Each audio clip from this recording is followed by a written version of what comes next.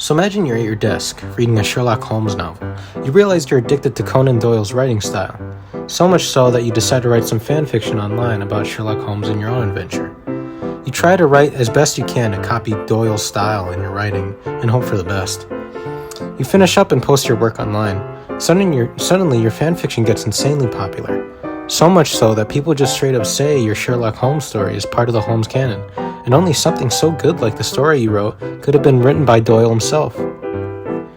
As crazy as this might sound, this was a thing that actually happened when it came to Hesiod and his writings. Considering how popular of a writer Hesiod was, of course there'd be people trying to mimic him and write like him. When looking over Greek mythology's long list of myths and characters, you could say Hercules is probably one of the most famous out there. In the case we're talking about today, the Shield of Heracles would go on for ages with people assuming the story was written by Hesiod.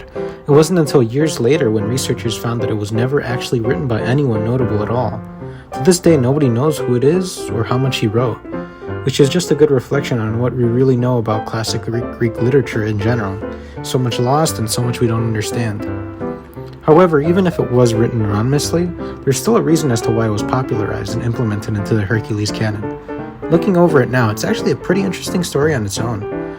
But as many stories, there's a barrier in translations and understanding due to time.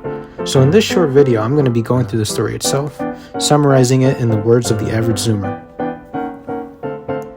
So considering this guy has never actually been found out, we have no way of addressing him. So whenever I mention him, I'm just going to call him H. So to start off the story, H establishes the playing field, Hercules being born after Zeus gets frisky with his mom, Aclamene, while his brother Iphicles gets the short end of the genetic stick because he gets a regular father.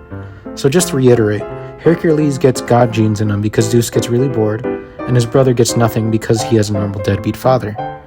Though this is irrelevant in the long run because his brother never pops up in the poem, it's still a cool trope to notice. Iphicles is a villain origin story in the making, basically. But anyway, it eventually leads into introducing Hercules' chariot driver, Iolaus. From here, the story can kick off, where we see Herc and Io talking about the fact that Cycnus, a huge jerk in Greek mythology, challenged Hercules to fight in front of the sanctuary of Apollo. Not too worried about the challenge, Herc and Io have a regular conversation, reminiscing on their family histories, and eventually the conversation of combat comes up, and Herc is pretty sure of himself. With the topic of combat in the air, Herc starts suiting up. Now, considering the title of the poem is The Shield of Hercules, H puts a huge detailed focus on armor and weapons in the story, so much so that he takes line after line just describing a suit-up scene. It sounds ridiculous on paper, but have you ever seen Iron Man? It takes like a good 3 minutes for him to suit up, and we love it. So you can just imagine how stuff like this just tickled the feathers of the average European reader.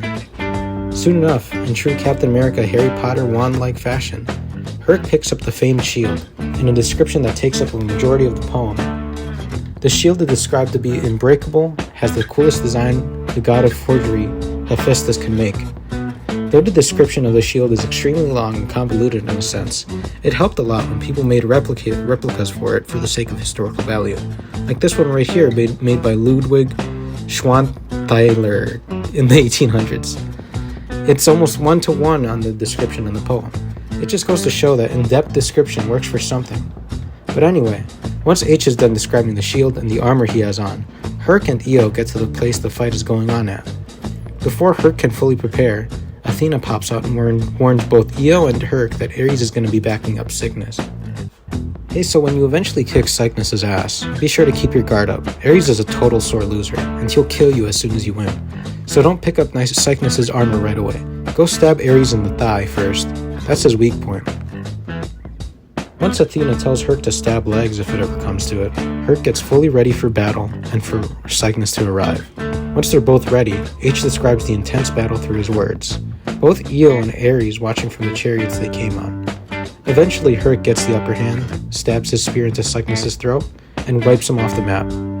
Knowing he has better things to worry about, like Ares, Herc is ready for the upcoming brawl now that Cycnus is dead.